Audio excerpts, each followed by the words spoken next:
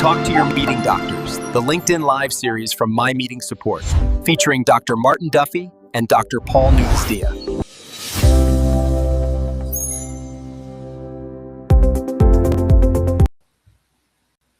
Hey, welcome, dear viewers. It's so good to be here again with all of you for another episode of Talk to Your Meeting Doctors.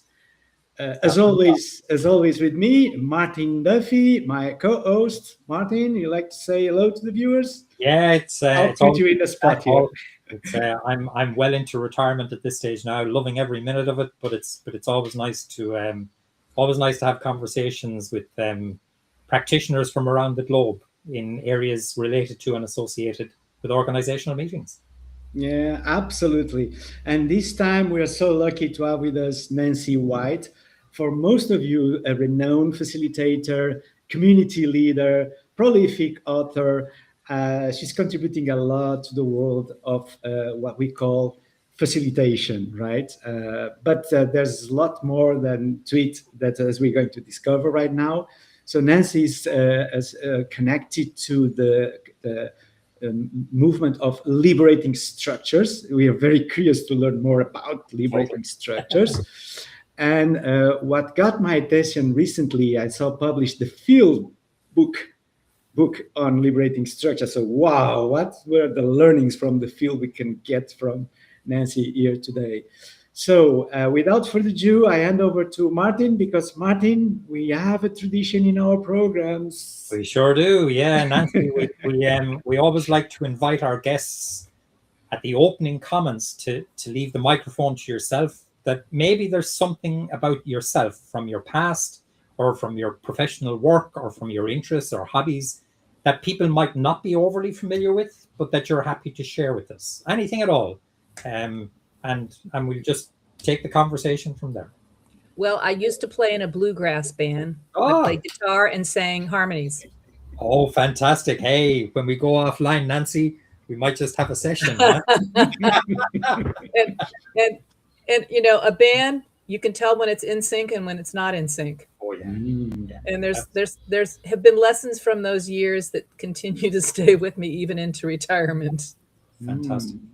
You know, that's a really interesting segue, Nancy, because we've had numerous guests, and all of them that have mentioned their background in music have always been able to correlate that into that idea that you've just mentioned of synchronizing, of meshing with people, of working in tandem with others.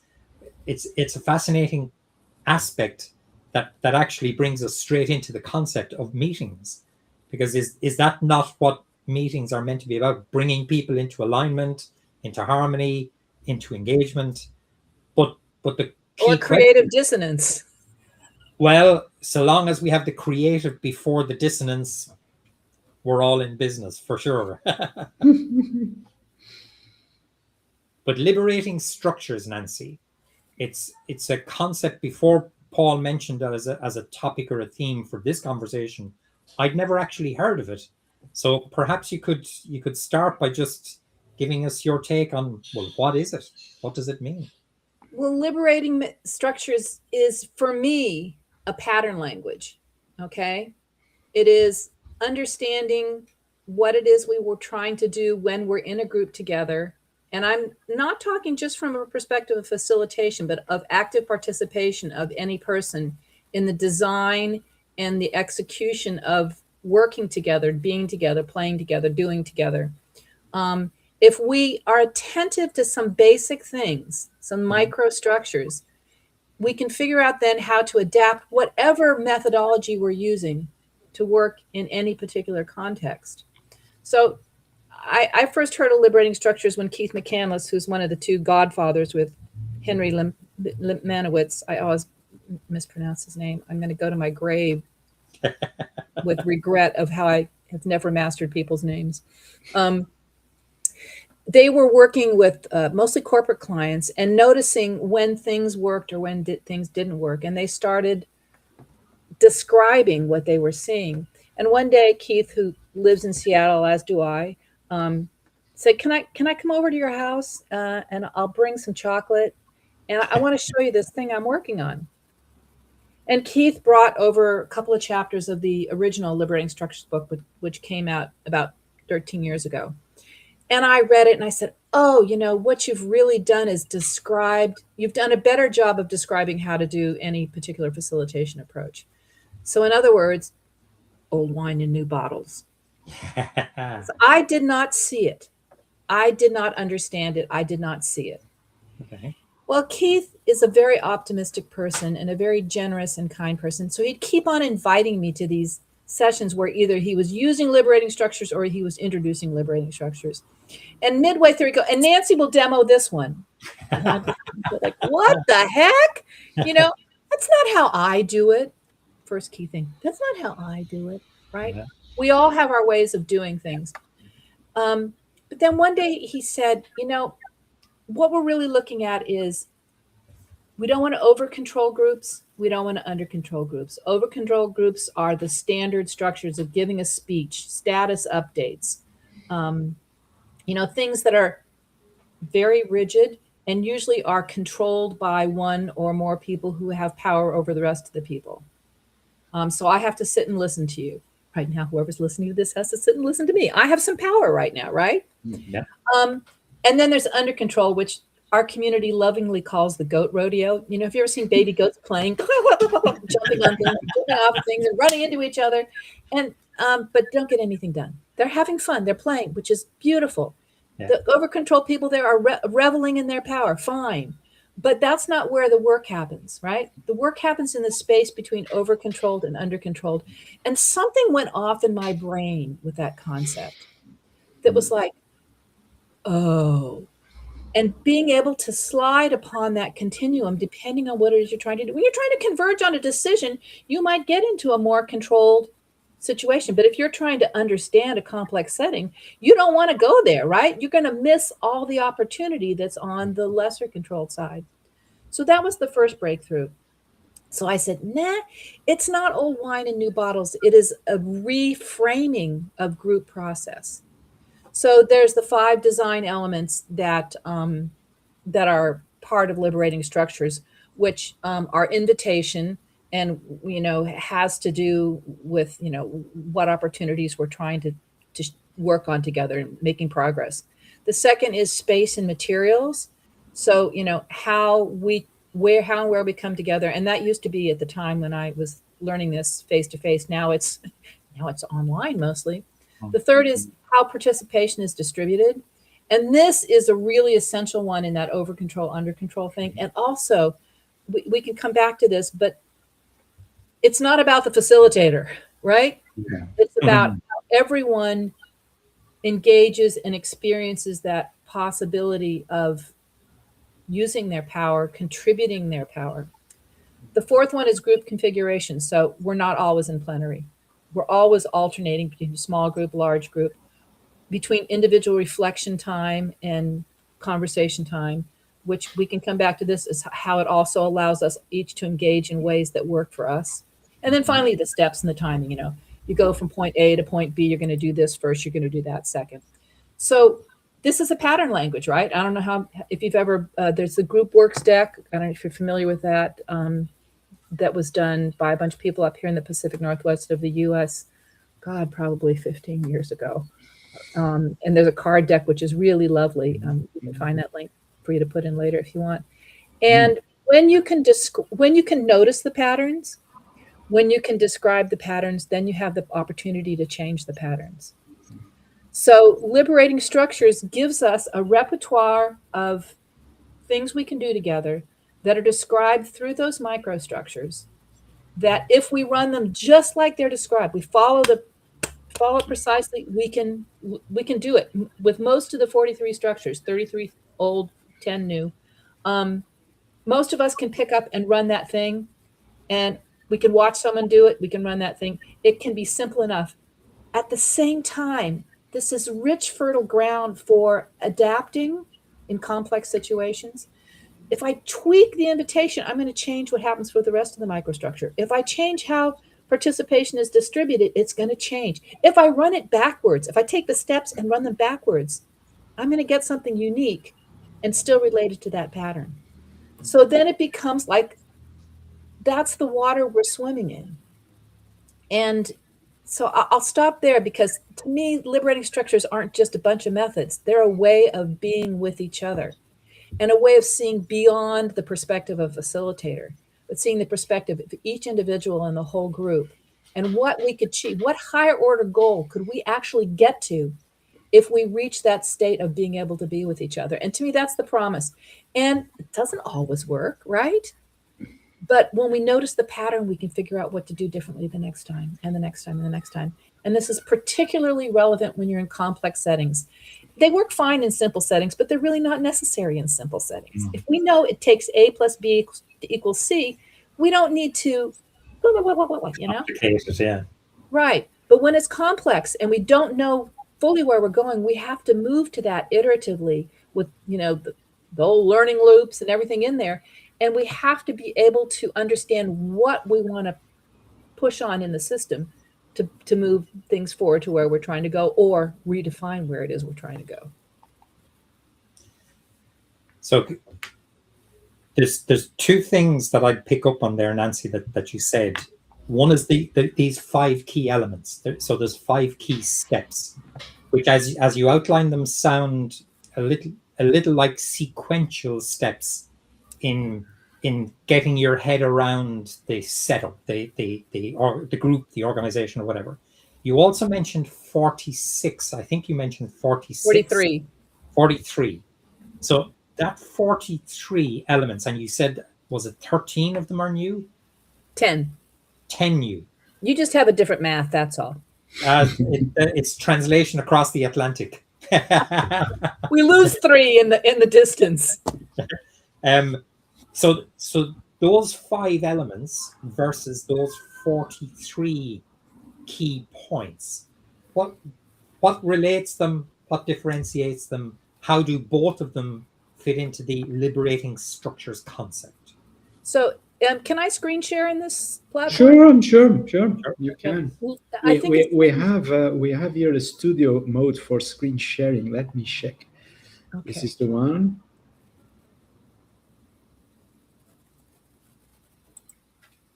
Let me see if this comes up. I see it here. Yes, I have your screen here. Okay. And we are using the demo mode in the studio. Yeah. I think there's a couple layers here. One is, these are the 5 microstructures that work in concert, not in sequence, right? So this is how I understand the liberating structure. So this is one of the foundational structures, 1, 2, 4, all, which if you're an educator, you might call it think, pair, share. You will recognize these patterns, right? Okay. Yeah. They're not, you know, a couple of them are really unique, but most of them come from a long history of trying things together. So you work these things, you address them in sequence, but you don't execute them in sequence. So when I'm designing, okay, so when we start, we're going to gather tonight at 5 o'clock to figure out the pie festival for our little town, because we want to have a festival of pies this summer. So the invitation might be, join us tonight to dream about what the pie festival, this year's pie festival, might look like. And then in my head, I'll ask myself, and we'll know we've made progress when we've set a date and we have an initial invitation for the pie festival. And that may be negotiated with people in advance, or it may be me just throwing it into the table, depending on how formal or informal this structure is. So when I think about the meeting, the space and materials. So I think we're going to need some Post-it notes. And I just want to have chairs, not tables, because I don't want to have people stuck and make it hard for them to move between their groups. And frankly, this pattern is present in almost all the structures, which is don't nail down behind a lecture stand or get people stuck around a table where they can't hear each other across the table, or they're stuck in groups of only 2 or only 8, right? So flexibility.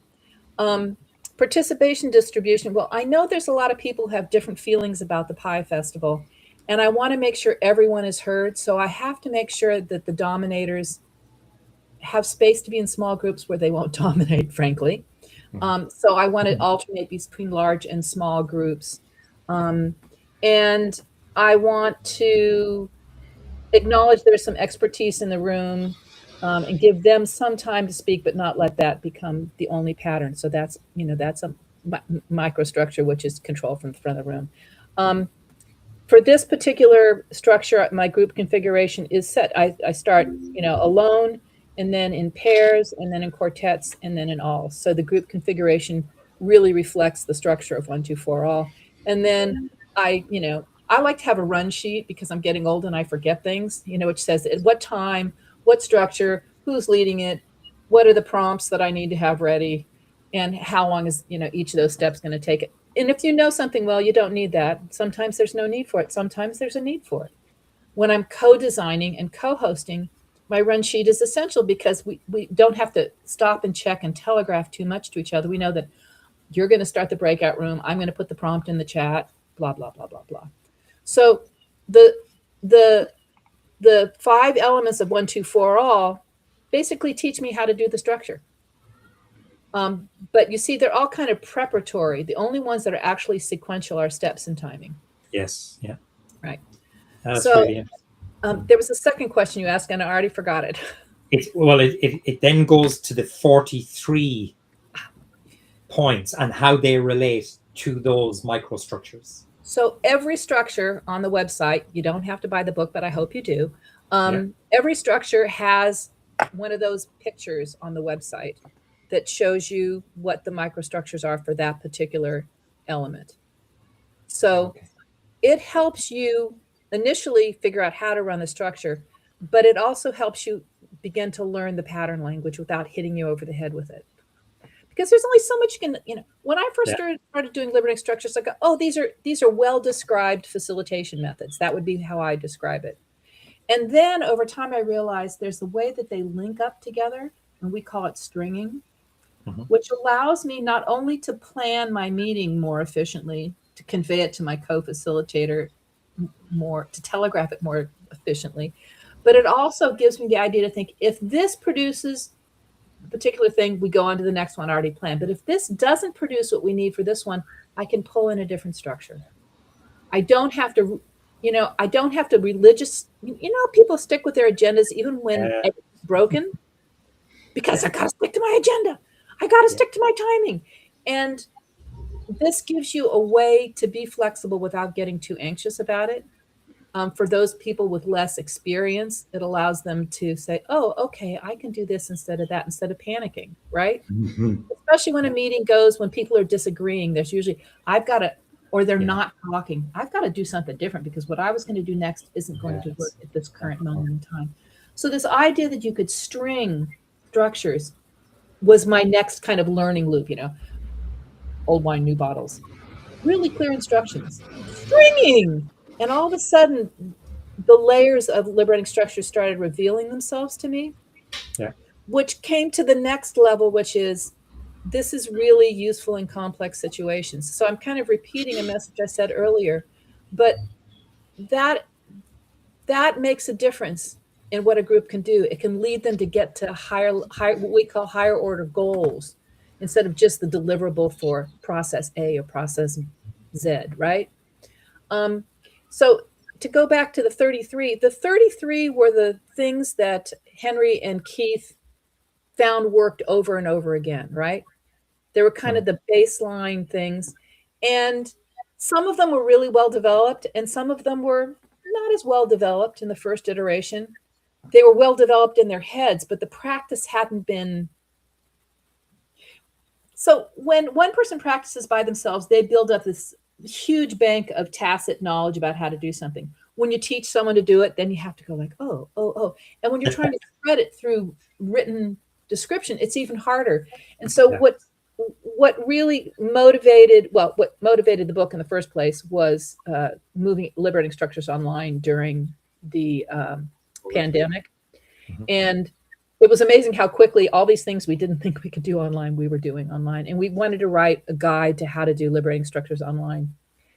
But when we started writing it, we realized in the 13 years since the first book was out, the community of the network of practitioners had refined and evolved the practice in the hands of many people, not just a few like Keith and Henry or the early adopters, right? It became something that everybody had skin in the game.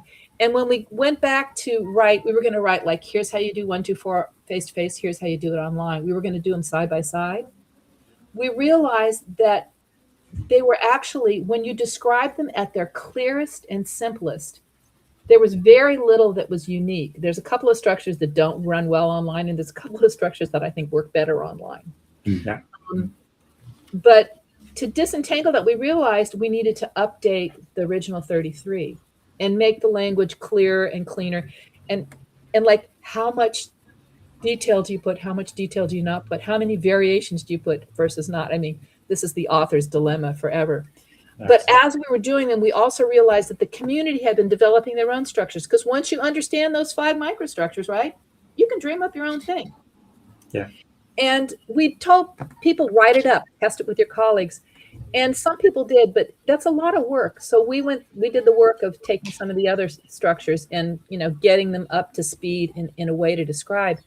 And it was like abandoning some of your children, because there was about 25 potential ones we could have put in there. And in the end, we put in the ones we liked. Keith would probably have a much more clearly stated intellectual view of why we included what. But when we look at the repertoire, we're saying, is there anything this repertoire isn't fulfilling? Yeah. And there's some things that aren't as well expressed, or if we tweaked a structure, would be able to fulfill that need. So some people talked about, how can you better develop a plan? And there's a million methods for strategic planning. But when you're strategic planning in a complex environment, that's a little bit different. Maybe it's a lot different. So not working, KNOT, was included in the repertoire because we found it very useful, both from that, how do you get just enough disentanglement to figure your next step, and getting the next steps done. And the other thing that arose in that was, how do we evaluate if we're making progress?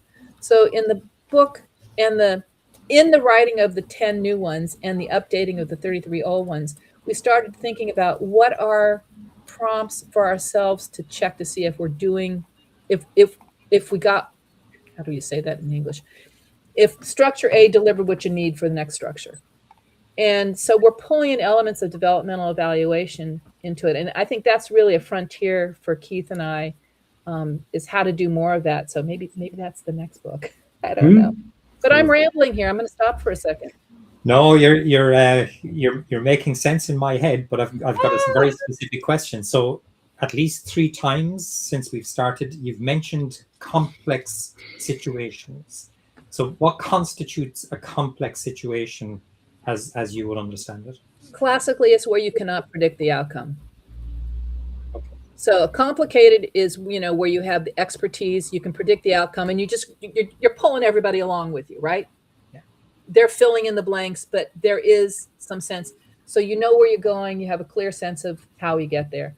Complex is, you have a sense of direction, but you are not certain how you're going there. So you want to make experimental tries into there. And there's lots of language that different people and organizations use, that,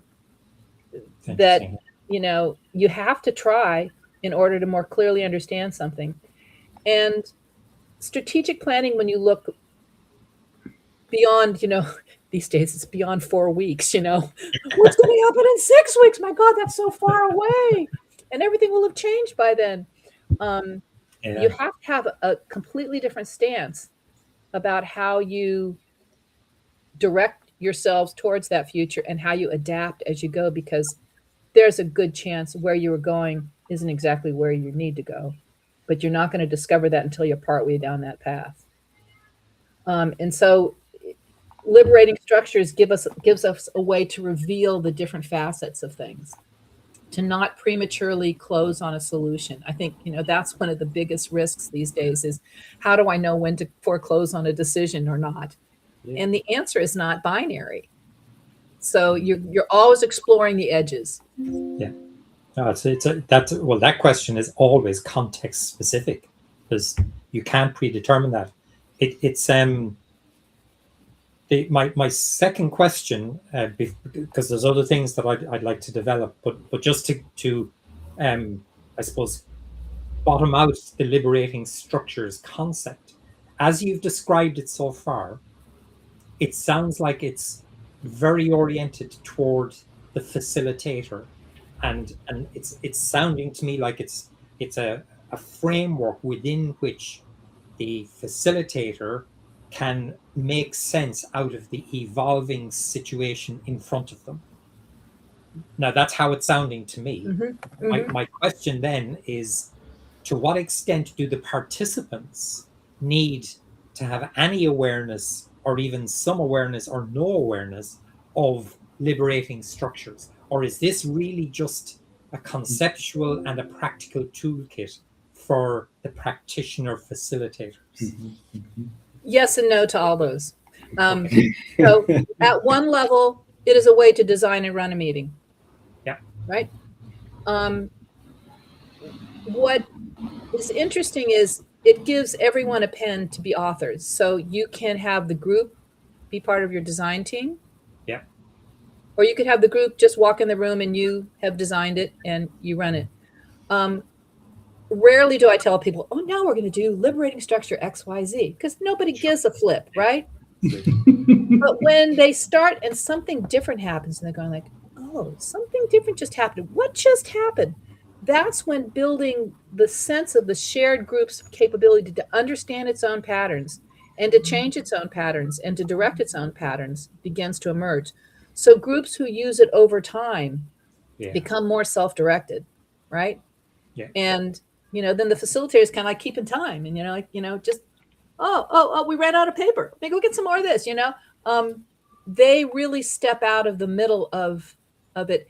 And you said something really important to me, which was the facilitator making sense of things. So I am was a great sense maker. I could absorb and capture and synthesize and show it back to people, and they go like, wow, but I was doing them a disservice in many ways, because the things we make sense of for ourselves end up having more power than something someone made sense for us. So there's something performative and satisfying of having someone come up and, like I used to graphically record and facilitate it at the same time, which I would not recommend. It's insane. But people go like, oh, and then they take that result away, but I've robbed them of something. So I think ownership is that it's ownership, but also understanding, right? So this whole thing now about AI making us stupid. Oh yeah. In a way, there's something related there to overworking the sense making and the directing of the facilitator. So I think there's like a different language that we need, which is, it's not a train conductor. It's not the guy waving the flag on the side. I don't know what the metaphor is, but it's not quite the same as our familiar model of a facilitator. And it means for the facilitator giving up control, which, okay. So I'll just call out both Keith and I, is that we're pretty smart people. So we can see things sometimes in a group, and to get out of their way sometimes causes us discomfort, or we fall, as what's the expression, we snap back to our old behaviors of experts.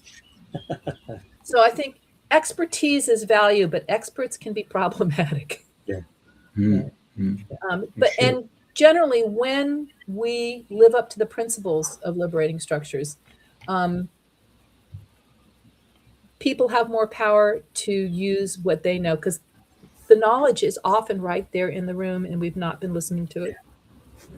Excuse me. There's as I've listened to you describing elements from the facilitator's point of view and equally from the participant's point of view, you're resonating in my head the idea of open space, the principles or the practice of open space. Am I inferring correctly there? Is there a sense of overlap between how open space operates as a facilitative mode and the application of liberating structures? So there's one liberating structure called options place, which is inspired from open space, which is when we create the conditions for people to make their own agendas, we can often go further than if we created the agenda for them. So philosophically, that is very much shared. I'm also an open space practitioner, have, been able to learn at the feet of many of the previous generation of facilitators. And there are other facilitation practices which I still practice and appreciate.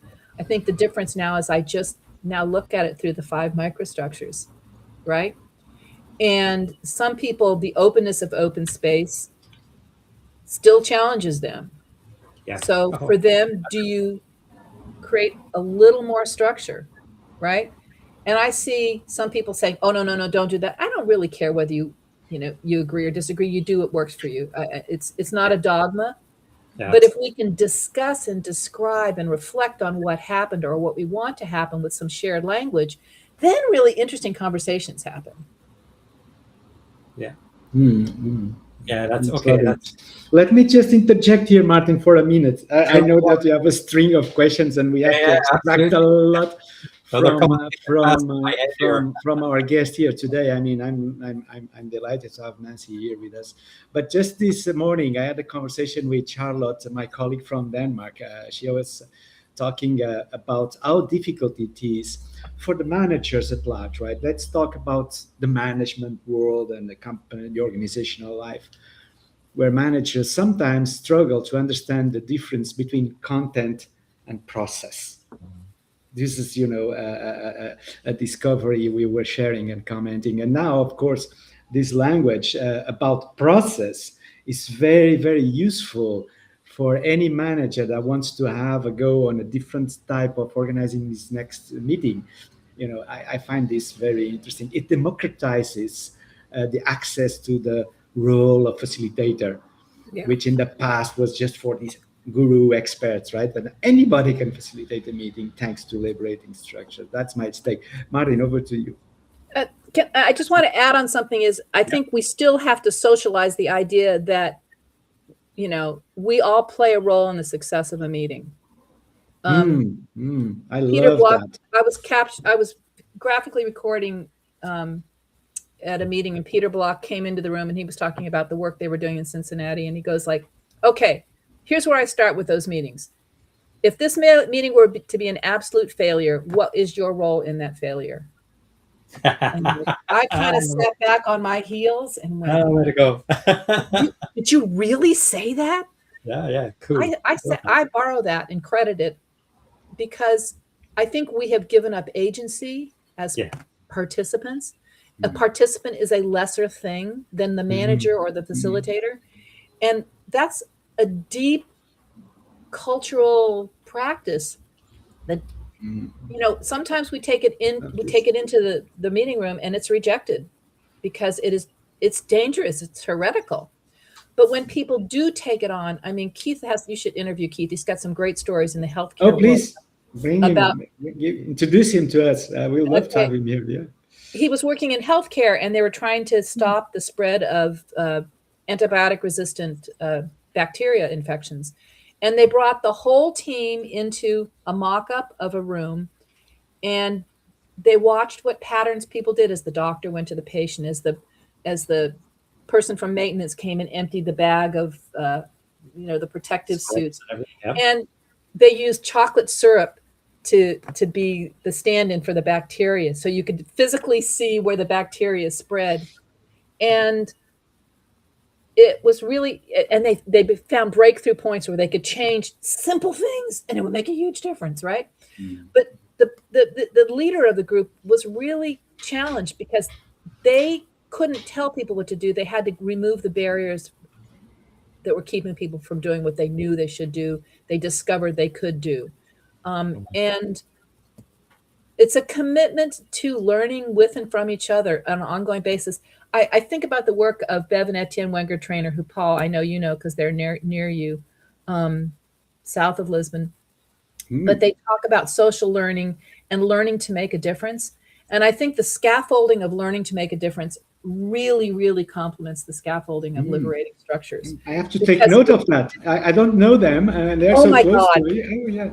Oh my God, you need to know them. Bev and Etienne Wenger Trainer. And if you go to Wenger Trainer and you look at their value creation framework, it gives another way for us to understand the dynamics of people in organizations. So we're no longer messing with process here. We're also messing with an organism, with its strengths, its weaknesses, its habits, it's wanting to go back to the way we do it. And in this time of rapid change, I'm finding people are holding even tighter to pass things because it's the only thing they have to anchor them. Absolutely, yeah.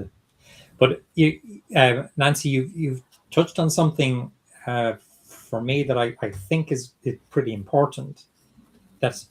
And Paul, your point there and your question, and actually used the phrase democratization. But so the principles of liberating structures, if they encounter a management mindset that is not disposed towards democratization, that is more disposed towards autocracy rather than democracy, is more disposed towards dictation rather than participation. Is there a mismatch then? Is there a scenario where liberating structures just isn't going to work in this place, so let's not bother trying? Or have I missed something? Are you an optimist or a pessimist? Personally, an optimist. So in my experience, I have seen shifts even in fairly autocratic situations, but I would suggest it's more of a guerrilla move, or pardon my kind of but it's facilitation. I love that term. Yeah. That you're really trying to slide a little variant in. And then the other thing is, and again, this goes, if you look at the Wenger Trainer Value Creation Framework, if you don't notice what's happening at the small, immediate scale, you have no chance of making a difference at the larger systemic level, right? Yeah. And so if you think about, if we just did 1, 2, 4 all together, and you heard from someone you've never heard from before, we might say, let's stop for a minute and see what just happened. So we'll do a little bit of developmental evaluation.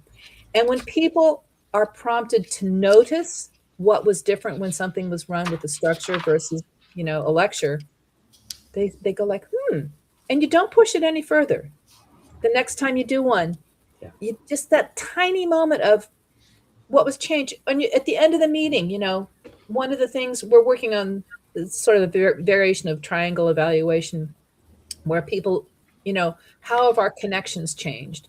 How have our development of new possibilities done? And what, actual ideas are we putting into action? And you can change those 3 questions. We're playing with those 3 to see if they work across as many contexts as possible.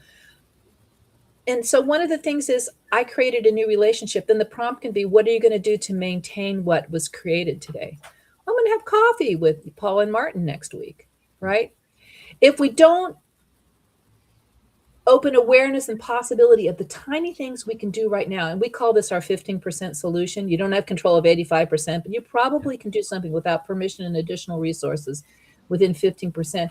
If people make a tiny little shift, our chances of making a larger shift increase proportionally. If you want to say, we just want to change the way we work, and boom, I would put the pessimist hat firmly on. But if you're willing to think about what tiny shifts, a colleague of ours has worked as a coach at Microsoft, and he works with leaders and how they work with their teams. And they make a plan, they go into the meeting, and the leader falls back in the old practice. And he now has the permission and the trust to say, didn't we say we were going to do that a little differently? Let's rewind the tape and run it again. Yeah. And when you get to that level of relationship, and dare I say trust, and I have a lot of challenges with the word trust in how it shows up or doesn't, then we can begin to make changes in the individual leader and the team and the group. But that requires a commitment to change. And people are often, that's not what they're inviting you in for. Let's just get this done, right? Yeah, and that's the autocratic mindset that I'm thinking of, Nancy. This thing of just get the outcome that I want to achieve, and I'll bring in a facilitator, and I'll bring in an expert, and I'll bring in a doctor, and I'll bring in somebody, and just get me the outcome that I'm looking for. So that's that mindset. So it's interesting that it's not that liberating structures can deal with that mindset, But a key point that I'm inferring from what you're saying then is that it actually requires a recognition that the organization is systemic, that the organization is not unitary, that it's not amenable to unitary thinking, that Yeah. it's about the connections and the relationships between all of the micro elements. So when you said there, let's notice the micro interactions before we start trying to influence or change or alter the bigger or macro. Does that ever come up as an explicit requirement? Because everything you're saying, to my hearing, suggests that if you don't have that systemic perspective of organizations, it might be a little bit challenging to see where the benefits of this liberating structures will come from. I'm trying to think of a short response to that, because I think there's so many ways that these the organisms that we call organizations operate at so many levels, is that people often have a high level sense that it's a system, but understanding how that operationalizes in the day-to-day is the difference. And that stuff sometimes is pretty mundane.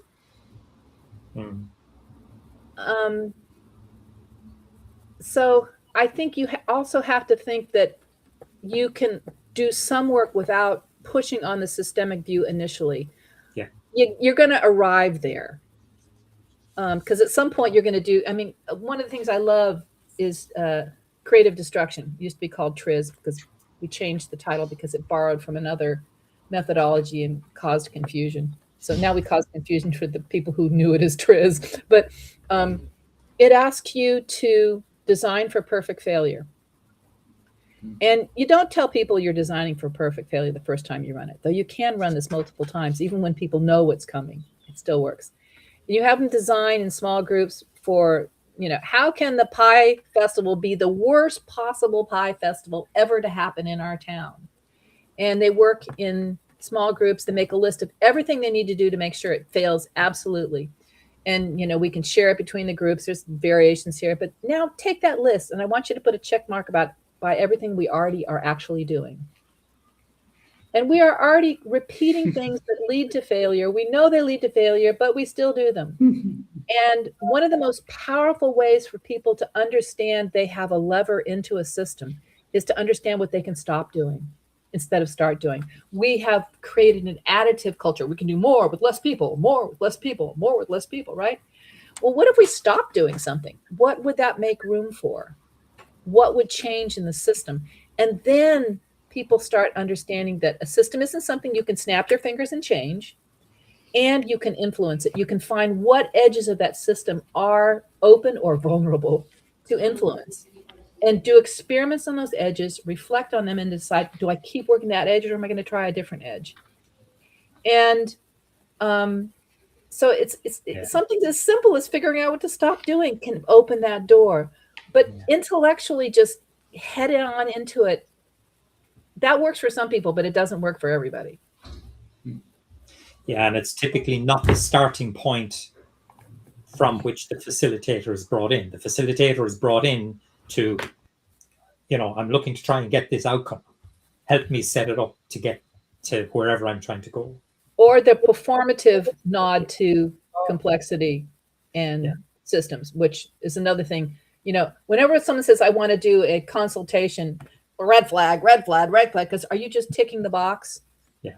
And I worked in international development for many years, and that was a big box ticking exercise. And we want to work with our whole system. And can you tell me what you mean by that in your organization? I have a systems approach. What does that mean in day-to-day practice? So, conceptually, fine, but what does it mean in day-to-day practice? Sorry, I didn't turn my phone on. No, we have to be mindful of the time, Martin, as our viewers are following us since 44 minutes ago, and we're reaching that critical spot where LinkedIn Live viewers disappear because they have to do something else. The time flies. It's maybe it's an opportune time, Paul, to try and do a a little roundup of some of the key points. I suppose to start off, my opening observation was liberating structures, that I'd never heard of it. So Nancy, you've very kindly taken us on a whirlwind journey through the concept of liberating structures. And your opening comment was that it's pattern language, which is kind of interesting, because you then introduced us to the idea of the 5 micro standards, and the diagram that you showed us, where they were almost atomized. So they weren't in any particular sequence or flow, although they could be applied in a sequence. But actually, they're more about an awareness of the key elements, 5 key elements that make up any event that a facilitator might look to actually engage with. That took us then to noticing and looking into the actual patterns of interaction. And you said you have 43 in total, and that 10 of those are relatively new, that you're doing an updated version of the book that was originally authored 2013, 2014, if I recall correctly. Mm-hmm. The linking of patterns of interaction within the group, and how, as the facilitator, the 43 patterns offer you almost like a menu of ways in which to recognize what's happening within the group. So again, it's not that they're prescriptively to be applied in sequence, it's that they're to be used as lenses through which we as facilitators can observe a group and then help the group to get to where the group in the moment appears to be wanting to bring itself. Mm-hmm. Now, that then introduced us, or you introduced us to the concept of liberating structures being very useful, particularly useful for helping to manage complex situations. And my question to you was, so what does complex situation actually mean? And you suggested that it's about if there's an unpredictable outcome. So typical meetings might have an agenda, might have predetermined decisions that have to be made, conversations that have to be had, but there's a pretty much determined outcome, and it might be less beneficial versus the scenario where we've got an agenda, but we're not quite sure what decisions we have to make because we haven't reached any decision points yet. So ferreting out of the group where decisions might have to be made and where the outcomes are uncertain is what we're considering to be complex scenarios for the purpose of liberating structures. You mentioned KNOT working, which we didn't get to explore. So we might have to come back to that one, Nancy, for another occasion, perhaps with your colleague that you mentioned. Oh, yeah, that could be a good idea. We could perhaps have a future conversation. But the overall concept of liberating structures, you suggested that it's actually a way to design and run meetings. And a key element of that design piece in particular, as I'm inferring it, is we're looking to design in ways that as many, if not all, of the participants can fully contribute according to their own capacities, desires, interests, and so on. So I introduced the idea of open space because it sounded a little bit open space-esque to me, but actually you said you've practiced as an open space practitioner, and you said some of the elements of the liberating structures are directly drawn from open space, but it's actually bigger and broader than just the open space methodology.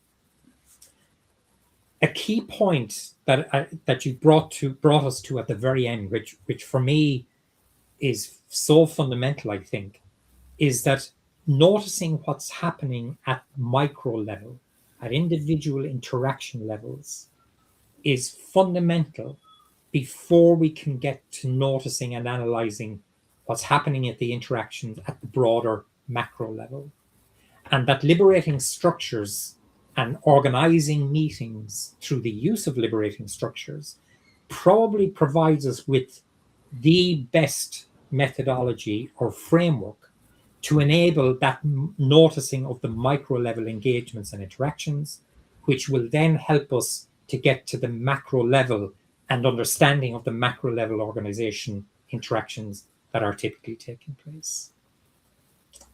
Finally, I'll say your phrase, Nancy, create space to do something different. If I was to sum up the whole conversation as I've heard it, I think the idea of creating, liberating structures can help to create space for a group to do stuff that's a bit different. And we call that higher order goals too. Is that they could do more than they could ever imagine they could do. And they go from a meeting that you think doesn't need liberating structures. You know, we have an agenda and we have report outs and we have decisions. When no one's engaged, that is not a simple meeting solution. It's a complex problem that needs addressing. And when we unleash and engage everyone, things that can happen that we never imagined could happen. Never imagined, yeah. Yeah, definitely. So, dear viewers, thank you so much for staying with us that long, and I hope that you enjoyed this program. As we are definitely, I was delighted to produce it here with our guest today, Nancy White, renowned facilitator. Nancy, thank you so much for your time. And my dear co-host, meeting Dr. Martin Duffy, as usual, summarizing this conversation brilliantly in these last 4 minutes. So friends, stay tuned. Maybe we have more surprises for you. Maybe we can decide to have Keith, actually the inventor of the Liberating Structures framework, in our program. That will be amazing. And perhaps also with Nancy to make the segue on the conversation. We're just finishing here. It's not over. It's not over. It's so stay tuned. Beginning. Yes. Stay tuned, everybody, and see you soon. Yeah. Thank you all. Many thanks, Nancy. Great speaking to you.